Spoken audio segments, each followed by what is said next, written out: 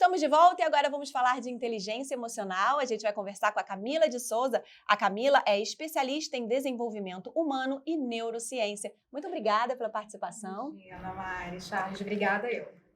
Afinal, o que é inteligência emocional? Bom, essa é a pergunta de milhões, né?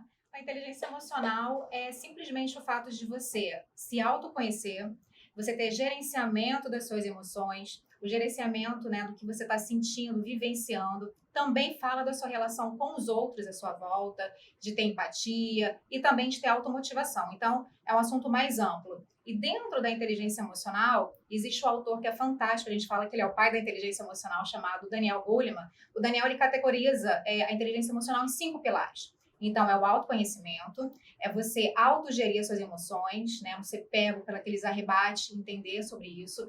Você ter a sua automotivação, aquela realização pessoal. E os 2 últimos pilares falam sobre você entender o sentimento dos outros, aí cabe a empatia, todo nesse contexto.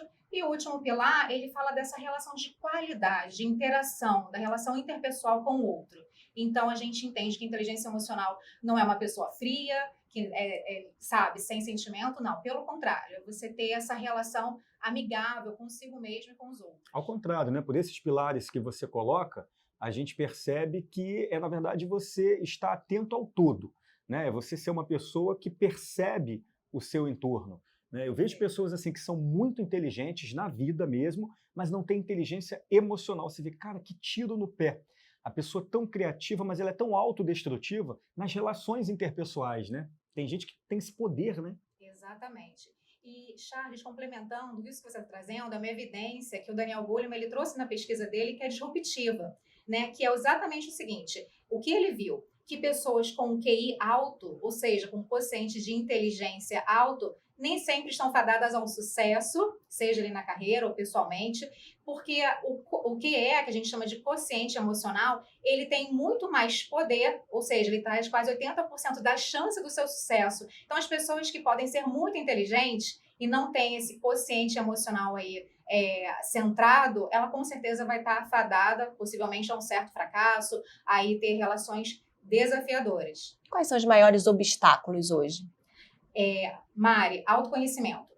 Autoconhecimento é tudo. Não é à toa que é o primeiro pilar que o Daniel Goleman coloca, né, dentro da inteligência emocional. Eu não posso controlar aquilo que eu não conheço. Então, se em um determinado momento eu não consigo ter esse gerenciamento das minhas emoções, me conhecer e ter esse discernimento, realmente é uma barreira muito grande.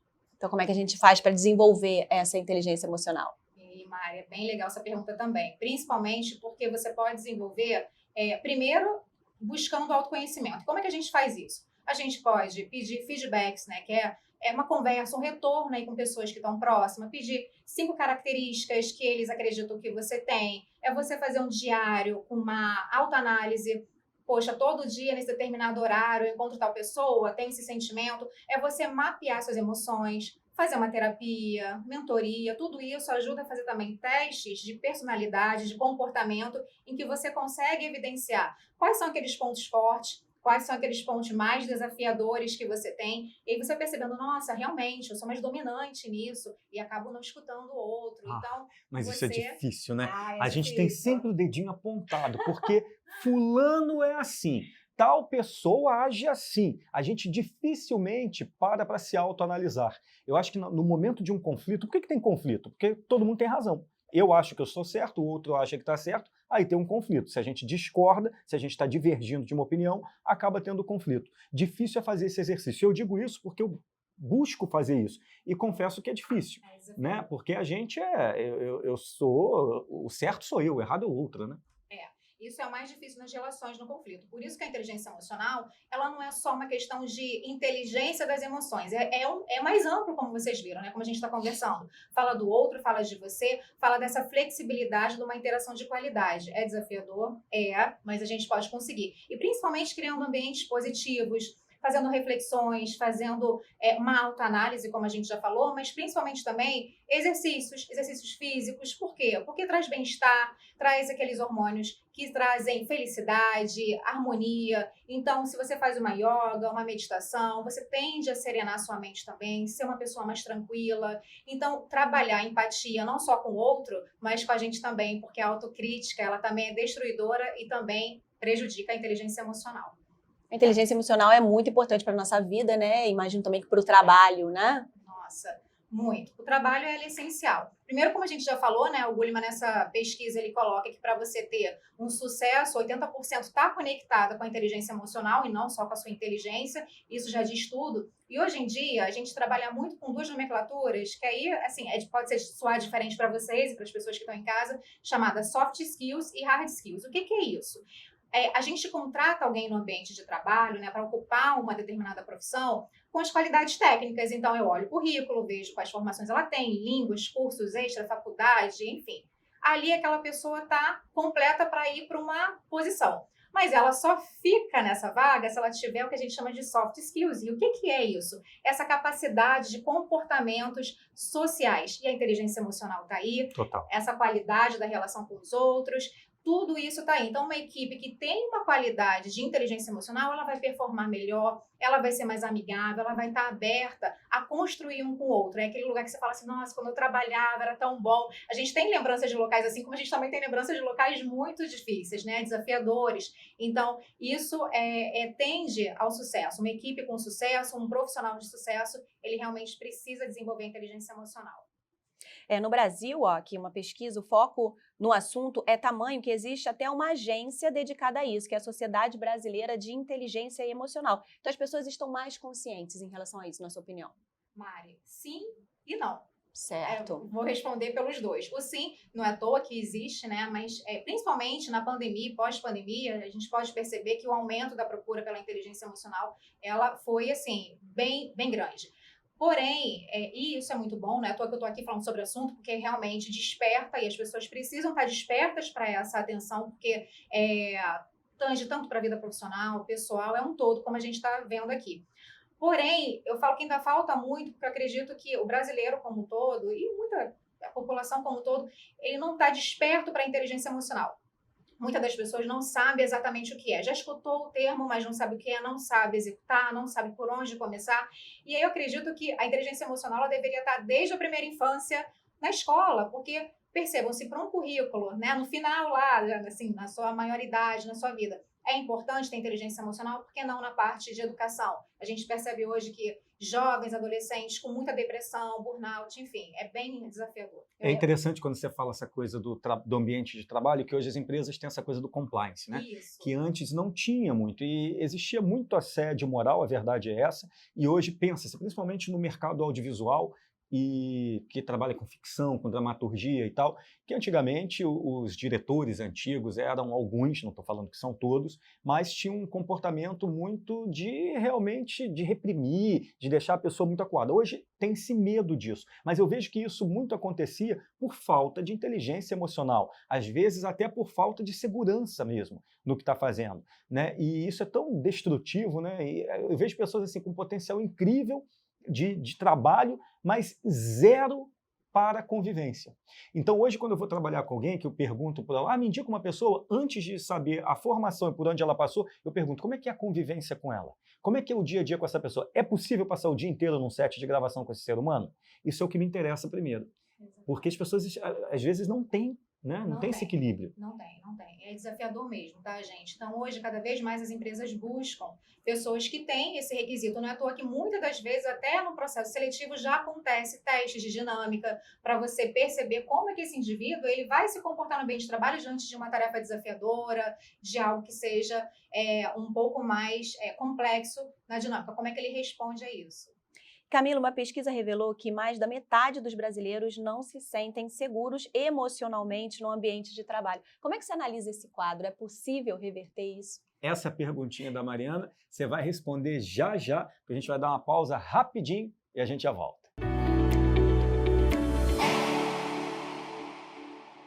Estamos de volta, a gente está conversando com a Camila de Souza, que é especialista em desenvolvimento humano e neurociência. E aí, eu falei de uma pesquisa, né, que revelou que mais da metade dos brasileiros não se sentem seguros emocionalmente no ambiente de trabalho. Como é que você analisa esse quadro e se é possível reverter essa situação?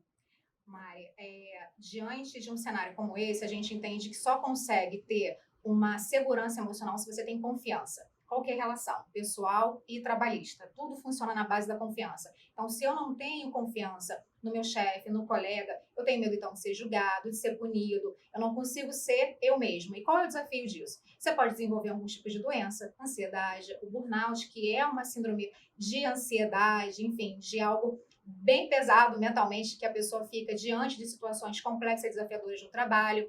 Só que a gente pode, com a inteligência emocional, com cursos, com palestras, com tendo uma imersão com as pessoas envolvidas, você pode trazer. A inteligência emocional ela não serve só para o conflito. Uma equipe com uma inteligência emocional, ela consegue ter segurança emocional e ela consegue performar melhor. Ela tem qualidade no convívio, ela consegue ter uma entrega melhor, a cumplicidade acontece, ela consegue se expor sem medo, sem desafio. Imagina, você chegar, tá num lugar de trabalho, o seu chefe, a gente brinca, né? Uma pessoa bipolar. Ora sorri, horas é super agressivo, quer virar a mesa em cima de você. Como tem segurança emocional? É difícil. Então, só com um ambiente realmente que já está sendo preparado para esse movimento da inteligência emocional, consegue performar com uma maior qualidade.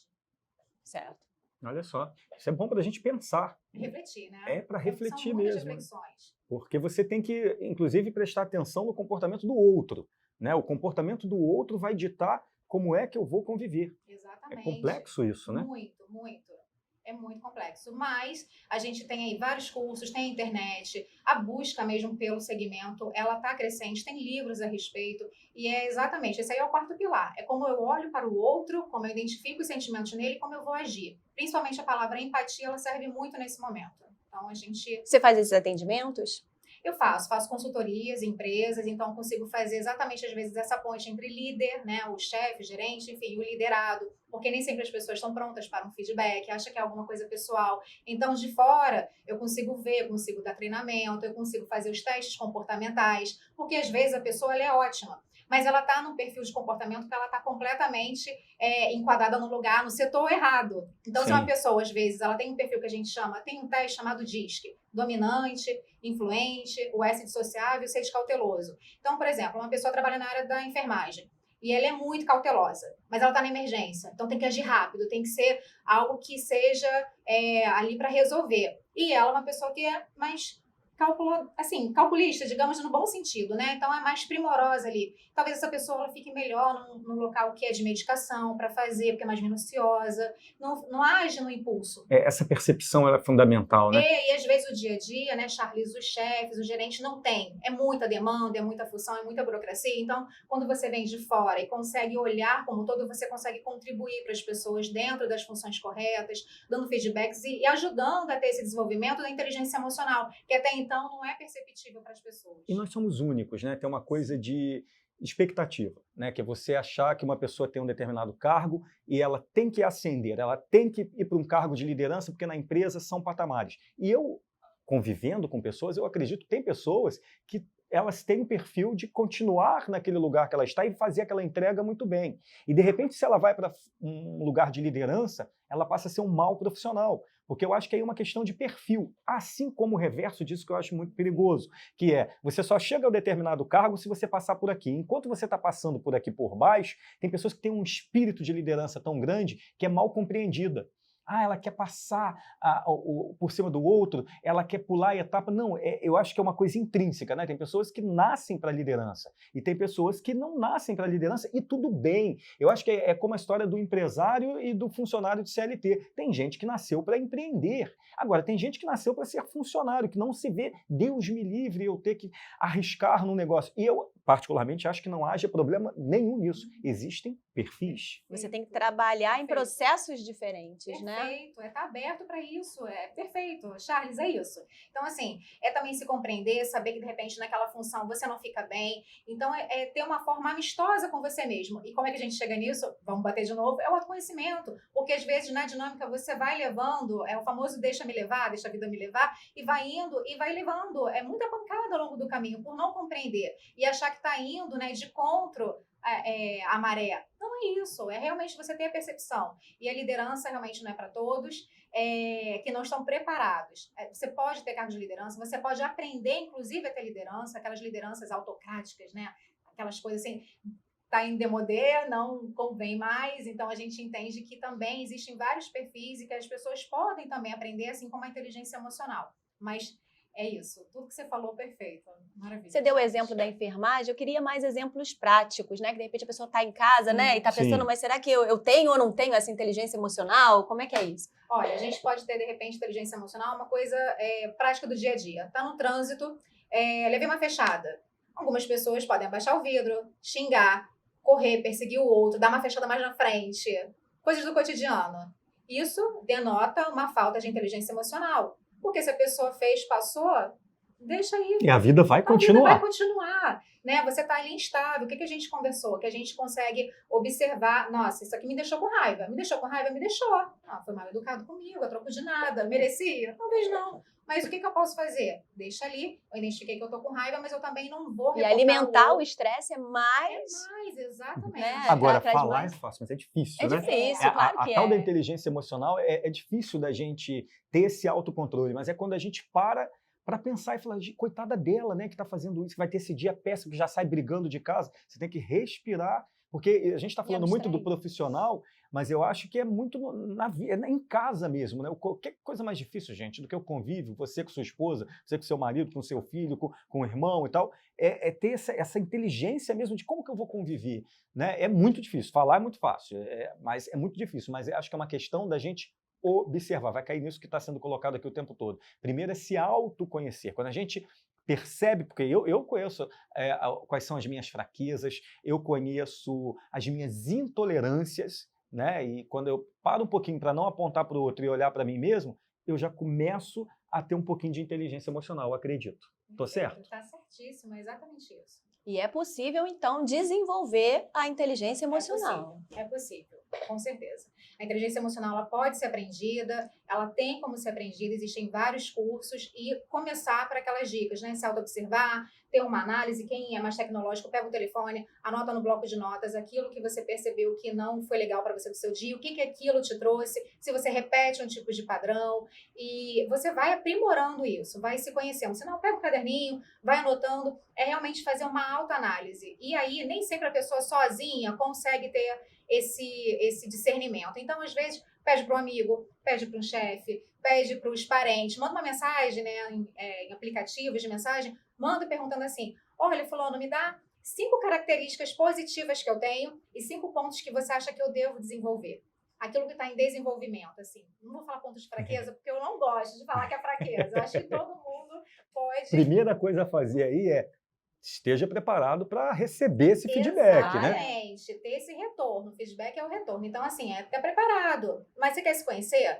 Não é que a opinião do outro prevalece pela sua, ela é mais importante, não, mas você vai perceber como as pessoas te observam naquele determinado momento. Pega uma pessoa que você já trabalhou há 5 anos atrás, que você conviveu na escola, as percepções das pessoas podem ser diferentes da sua, e você vai falar, nossa, eu não sabia que as pessoas me viam dessa forma, que eu sou muito prestativa, sabe? Aí você vai tendo, caramba, é verdade. Então, vai ajudando a construir, a moldar aquilo que você é ou aquilo que você também não quer ser. Você acha que você faz uma tempestade em copo d'água, olha, eu acho que você, se a gente fala alguma coisa, fica muito nervosa, você fala, é verdade, né? Eu não percebi. Aí você vai melhorando, né? Vai procurando. Se olhar, né? Que legal. Cara, excelente, acho que muito esclarecedor, né? Gostei, tá? Muito Acho que obrigada pela é participação. aquela que a gente diz, hashtag, vamos pensar sobre isso. Obrigado por ter vindo, viu? Agradeço, Charles. Obrigada, Maia. Camila. Super obrigada. Gente, a gente vai ficando por aqui, mas amanhã a gente está de volta com Panorama RTN. Até lá. Até amanhã. Tchau, Tchau, tchau. tchau.